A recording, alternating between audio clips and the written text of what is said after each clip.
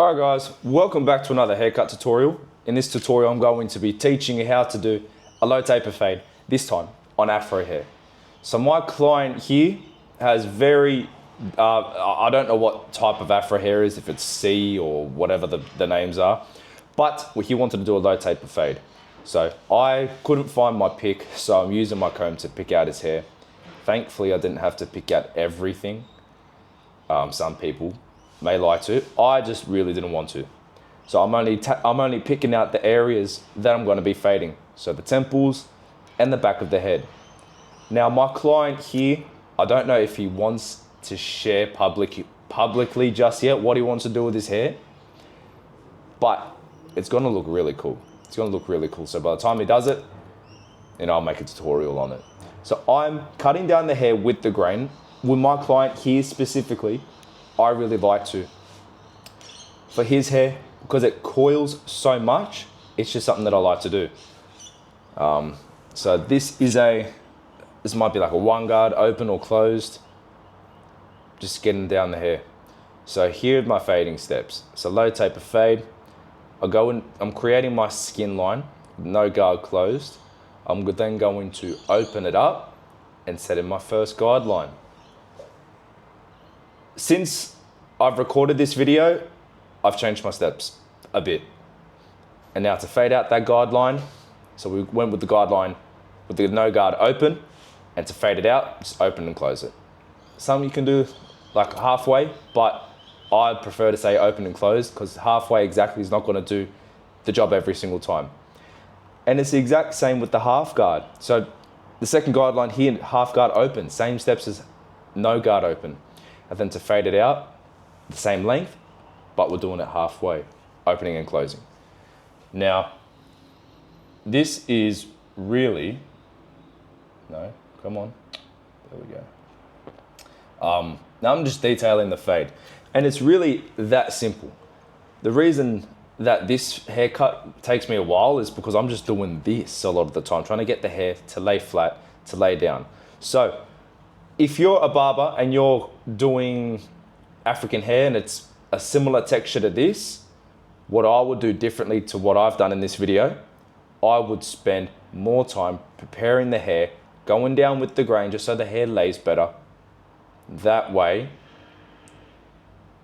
like it may be annoying, but the fading process will be so much faster, because it will be so much easier to fade because the hair will already be laying in place ready to cut. So take that from me, learn that from me. Again, I'm just detailing the fade. When you're detailing, all it is, if you don't know what detailing is, you see a dark spot in the fade and you think, okay, I believe this specific length is going to get the job done to fade it out. That's what detailing is if you're new to cutting hair. And it can be anything. It could really be anything.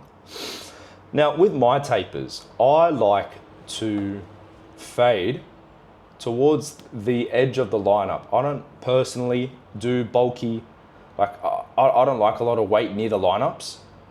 I believe it just doesn't, the fade pops more when it's kind of lighter towards the lineup. And it's nothing too crazy either. Like it's not gonna drastically change the fade.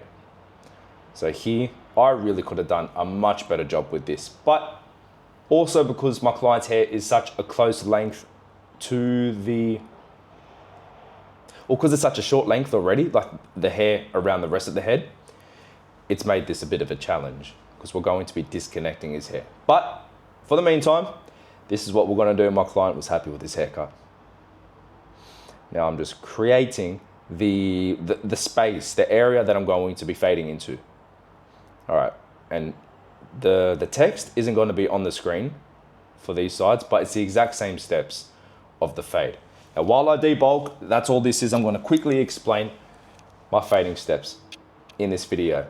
Super simple. Any guideline is with the lever open. So I do no guard, half guard, one guard. And every time I'm setting in a guideline, the lever's open. And then to fade it out, you just knock that lever halfway and you just open and close. Just constantly opening and closing, and that's how you get it out. and that's it. So you're gonna see in real time here. I don't think I sped up much of this, but you get to hear me talk for 24 minutes. So lucky you guys. All right, here, skin line. I've gone pretty fast here. I've set in my guideline. Oh, I've gone real fast. When you've got a system in place, that's how fast you can do the fade. It's too fast for even me to keep up with. Yeah. I switched to my seniors because these cut a little closer, a little tighter. I just don't cut with them all the time because they're ugly compared to my barberless ones. But my barberless ones don't cut that short. They don't cut that small. So I've got to figure that out. And now I'm detailing. Look how fast I did that fade. If you need to rewind, rewind. But look how fast I did that fade. Bang. The majority of this is just going to be detailing. What I've also done, started to do the previous week, this haircut was recorded maybe 2-3 weeks ago. What I've done since starting last week, I began to time my haircuts. I'll go on my phone and I've got 3 timers. I do 15 minutes, 20 minutes, 30-minute timer. And if I do a haircut and beard service, I'll add a 45-minute timer. And this helps me not only stay on time and avoid going over time, but this helps me just consistently, just stay consistent throughout the haircut. Like, I'm not rushing.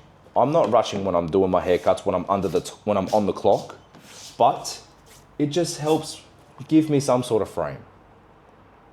Just so I'm not going too crazy over time. Like 5 minutes is all right. Look, barbers fall behind all the time. I'll go back to that in a sec. All right, now I've got my half guard on. I'm creating the guideline, and then you just saw me flick it. And just look how the fade's already coming together. Like the fade's already there. Once my client's hair on the side gets longer, the preparation's going to be much more simple. Much more simple. Like truthfully, this could be maybe a 20-minute haircut. Even less, not even rushing. But because I had to create the taper space that we're going to fade into, it's what takes a bit more time. Trying to get it even, trying to get it symmetrical. Thankfully, when it grows out, we can always still chop and change. Now, as I was saying, barbers always go over time. I'm going to narrate the lineup, so I better fucking say this quick. Excuse my French. Barbers always go over time. Phone calls, walking to pay for clients' haircuts, bathroom breaks. Look, barbers are always going over time. It's inevitable, right? But having a clock just helps me. It just helps me stay accountable. So, well, no, I'm not that late. This haircut took this amount of time. Like, you get what I'm trying to say. I'm very structured. I'm a very structured person, right? I believe if you fail to prepare, you prepare to fail. And this has helped me stay consistently on time. Now, I'm combing out my client's lineup. My client goes maybe 4 to 6 weeks in between haircuts. So there's a lot of picking out I've got to do. Now, on my client, I like to slap on the 1 guard here. The 1.5 guard doesn't really do much, but I slap on the 1 guard. I go down with the grain, just like the sides, we're knocking down the hair. And this helps the lineup, or this makes the lineup easier because the hair's already laying down, ready for us when we use our trimmers to line it up. And like if I lined up my client with the weight and the bulk of his lineup like that, it just looks a little weird. So I'm just taking my time. I'm just taking my time. And I'm using my seniors because the seniors are a powerful clipper and they're really good for debulking. They're really good for removing weight at the time. So I actually have my Wall Magic blade on here because my Wall Magic's overheated and stopped working and shit, and excuse my French, sorry. YouTube's gonna bloody kill me. Fuck, I'm sorry again. Give me money, YouTube. Dang. I put on my fading blade, but that doesn't really matter for this. but I can do an entire fade with the senior. With the blade that the senior originally comes with, I couldn't fade. I just couldn't do it. So I just slapped on the magic blade. Now already, my client's lineup is looking better just because we've removed all the weight. Now the lineup itself, I start in the middle and then I'll usually go to the weaker side if there's a weaker side. If I don't go to the weaker side, I usually go from where I stand. I usually go from the middle to my left side. So the middle to my client's right hand side. Just because of where I'm standing, and logically it makes more sense for me. That's if there's no weaker side of the lineup. If there is a weaker side, I'll go from the middle to the weaker side. And when you're doing your lineups, I tailor my lineups to each client. The way that I do that is with the vertical bars that I'm doing. As you can see, I'm looking at an angle. I just looked at what angle I'm doing. What angle do you do? The angle that you do to create a symmetrical lineup that's going to help your clients stand out. It's going to help your haircut stand out. It's quite subconscious, but it really makes your haircuts pop and just flow like a river. And that's by using your client's forehead. So whatever angle the forehead is, that's the angle that you want the vertical bar to be at. It's the exact same angle. And that's a really good framework. A lot of the time, or sometimes you may find it won't work on each client because maybe you'll have to push them back and it'll just look ugly if you push them back. Maybe they're receding. But it's a really good framework to fall back onto. And it's a good guide. So know if it does work, that's the perfect lineup, the perfect angle to line up. Whatever the angle their forehead is, you do that. But look, sometimes you might not be able to just because of recession, weak growth. Sometimes there'll be overhanging weight that puts the lineup. Maybe you want to keep darkness and you can't do that exact angle. You just do whatever you can. But framework, forehead lineup, best guide that you can just do your best to get close to. Now, another thing that helps with your lineups is finding a trimmer, finding a tool that you work well with. Personally, for me, I found that having a smaller blade really helps me and my precision. It helps me just create a nicer lineup. I used to line up with my skeletons, my Barber skeletons, whatever they're called, and it was cool. But then I started using my slimlines, and I found that my slimlines were I had much more control. Also because they're lighter, much lighter, and I could be more precise. It's more like a pencil, and that's what works well for me. So I love these slimlines. And these slimlines specifically are the newer models. I like black, so I got black. They also didn't have anything else at the time. And they're as powerful as a modern trimmer. The older models are weak. These new slimlines, if you're into slimlines, are as powerful as a normal modern trimmer. So this is the perfect trimmer for me. It's black. I wish the blade was black, but it's black. It's small. It's powerful. So that's also going to help your lineups. Just using a tool that you work well with. If it's ergonomics, as in just how it feels in your hand and stuff like that, or the actual blade size itself, the blade sharpness. Maybe you work better with duller blades. Maybe you work better with super sharp blades. Slimlines aren't super sharp. They're powerful and they're hitters, but they're not super sharp, right? These are my soft trimmers that I use on kids. All right. So I'm just doing clipper over comb. I wouldn't really do this with my slimlines. Like I like to utilize the machines as much as I can during the haircut, just for efficiency. So if I got a trimmer in my hand, usually I wouldn't do clipper over comb with my trimmer, but because I got it in my hand and I know that, okay, if I do clipper over comb with the trimmer that's in my hand and it's not going to wreck the trimmer because the weight that I want to get rid of isn't too heavy, I'll just do it. But it's not ideal to do it with trimmers because they're not really made to remove bulk like that.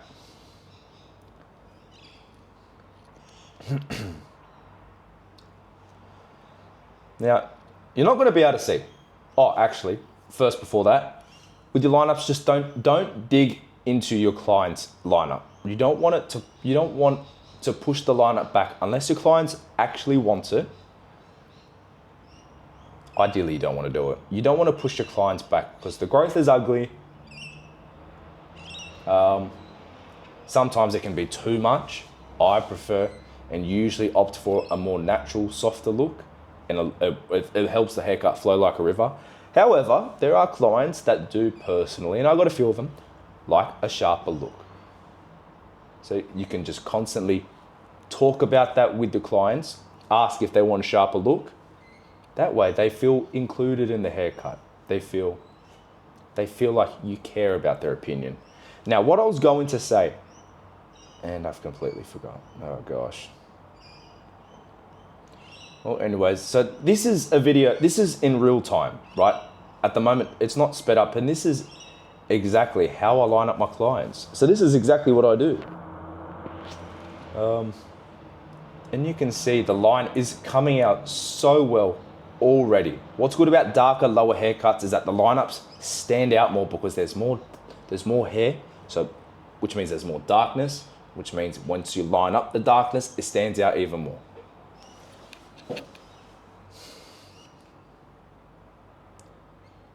Another reason I like these trimmers is because I believe I have a bit of a heavy touch when I line up, and because these aren't super sharp, it's sweet. I just gotta remember what I was gonna say.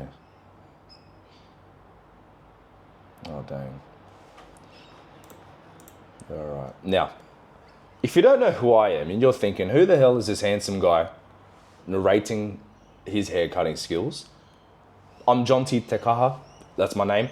I've been a barber for about 9 years. And I'm just sharing everything that I know with you. I want you to learn from my mistakes. I want you to learn as much as you can, get as much value as you can from my videos. Sorry, it's my calendar. Yeah, and just learn and take as much value as you can from my experience. Because listen, look, I've been cutting for so long, and I've always wanted to share it.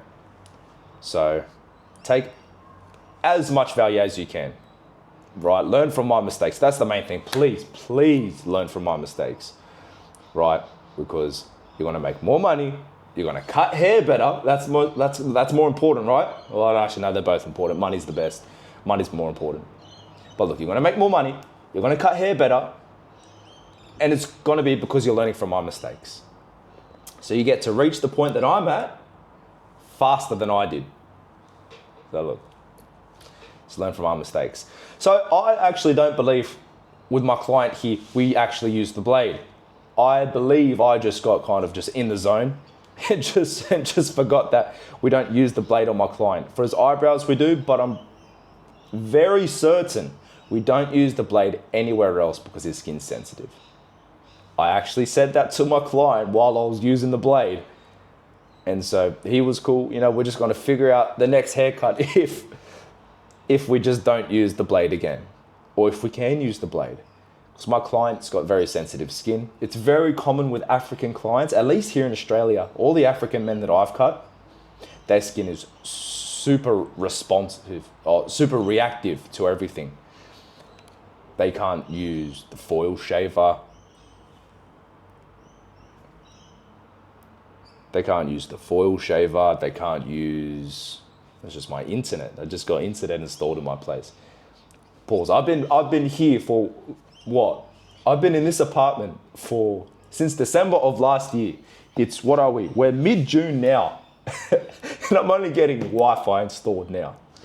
This is hilarious. I'm only just getting Wi-Fi installed today. The guy came in today to install it. Incredible. Anyways, African hair is very, at least my clients that I've cut, it's very responsive. Like no foil shavers. The trimmer's the main thing we can do. A lot of them don't get the blade. So, and then even just products, my clients can get quite, they might break out in bumps or whatever. They go a very natural route. So we're going to see when my client comes back for his next cut, just how responsive, if his hair was responsive, those hair was, and we're going to see if we can use the blade again or if we just don't do it again. But I like to use, well, in terms of products, I like to use things as close to natural as possible. Like even talc powder, I don't even use that anymore. I use the expensive one, the natural one. Now, when you're doing eyebrows, you want to keep your client's eyebrows as dark as possible. You don't want to change the shape. A lot of men don't like getting their eyebrows done or are worried to get their eyebrows done because they believe that they're going to look girly, because they're going to be shaped. Listen, a lot of men naturally have shaped eyebrows that look girly, and that's cool. That's their natural shape. You can keep that as their natural shape. But for men that have just more less shaped eyebrows, like girly shaped eyebrows, you don't want to really create that shape look unless they really want it. You want to enhance their eyebrows. Just remove all the little hair that you want to get rid of. You're not shaping it. You're not changing the shape. You're not making them girly. You want to make them manly by enhancing the shape. Because when your eyebrows are done, look at my clients, look at mine, they're clean. It makes our eyes pop out more. It defines our facial structure. If you've got symmetrical eyebrows, it creates the symmetry for your client's face. And humans like symmetry. It's going to help you look more attractive. Look at Brad Pitt. He's handsome. One of the reasons he's handsome, this is actually breaking down someone's looks, is because he's got a symmetrical face. His jawline's symmetrical. His eyes are proportionate. His eyebrows are symmetrical. Plus he's got a nice shaped jaw, but he's very symmetrical. So adding symmetry to your look actually helps you become attractive. You look at Marlon. Marlon is super symmetrical. Yes, he's young. Yes, he has a nice shaped jaw as well. Yes, he's got that pretty boy look. He's got plump lips. But take all of that away, he's got symmetry, which helps him look good. The symmetry can turn you from, truthfully, symmetry can turn you from a 5 out of 10 to like an 8 out of 10, truthfully. So that's why lineup symmetry is important, eyebrow symmetry is important, hairline symmetry is important. And that's what I do. That's what I do my best to create when I'm cutting hair. A lot of my clients have successful businesses. A lot of my clients are healthy. They like working out. A lot of my clients have a successful dating life. And they've thanked me in helping create that confidence that helps them with that, right? My clients, I love having a part of my clients, or I love being a part of my clients' journey to improving their health, their wealth, and their relationships. The amount of my clients they've had great romantic success. Maybe it's the haircut, maybe it's me helping them create a haircut for them that's suited to them so that their look is improved and so that their look flows like a river. Because having the wrong haircut for you it can change your look. And it can take you from a 10 out of 10 all the way down to a 6. But having the right haircut for you can take you from a 6 back up to a 10. And listen, look, if you want a haircut from me, click the link in the description. I work at the highest rated barbershop in Revesby, New South Wales. If you learned anything from this video, follow me on Instagram, like, comment, subscribe, share the video, and I'll see you in the next one.